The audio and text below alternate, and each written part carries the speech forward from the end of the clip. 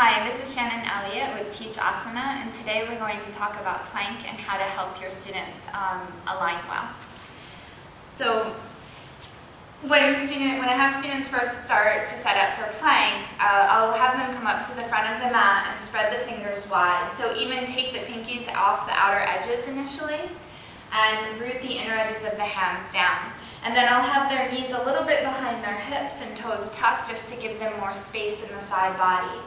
And then initially, in order to help get the shoulder blades onto the back, I'll have them keep the inner edges of the hands down and bend the elbows out to the side until they feel or you see shoulder blades come into the back of the heart.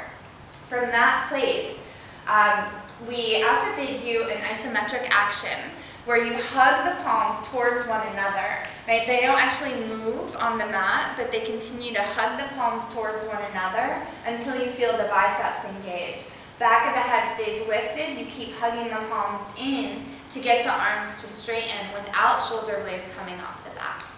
And then from that place, you extend one leg back and then the other.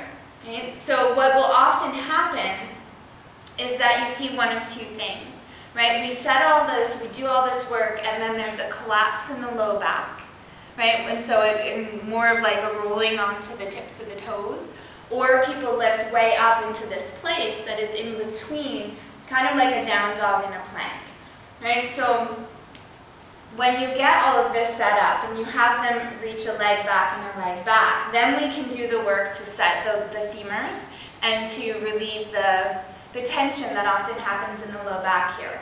Right? So we'll have them lift the femurs way up to curve the low back. And once you get curve in the low back, then you scoop the tailbone and reach back through the heels so the belly engages. Right? Softening in the heart, and then you have your plank. And then if this is too much to maintain, and you find that your student keeps dropping their hips, right? Simply lower the knees and work the same action. So bend the elbows out to the side, hug in, keep hugging in, keep shoulder blades on the back.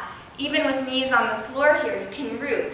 Top of the thighs back, curve the low back, scoop the tailbone, and then hold here and work to build up strength that way.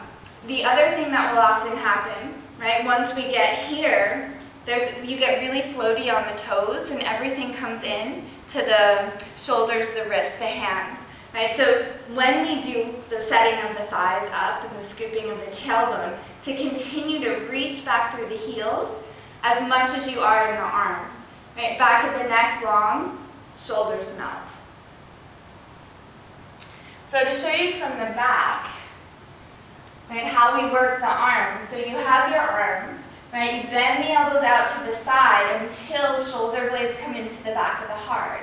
From that place, you have them draw the hands towards one another isometrically. And then once biceps are engaged, keep shoulder blades on the back of the heart and start to extend the arms towards straight. I hope you found this information helpful. Thank you for visiting Teach Asana. Namaste.